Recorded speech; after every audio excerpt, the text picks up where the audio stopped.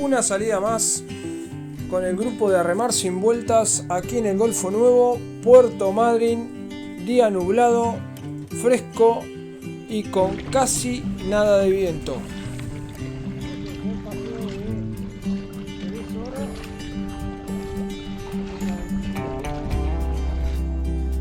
3 horitas de remo, un poco de diversión, prácticas de autorrescate y de regreso nuevamente al búnker para calentar el cuerpo y programar la siguiente salida.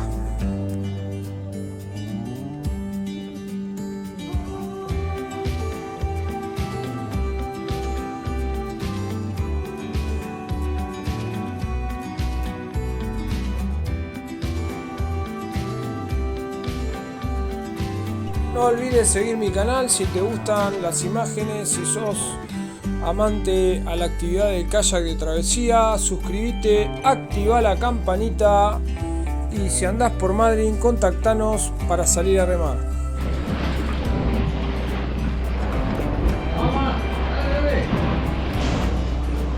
dale.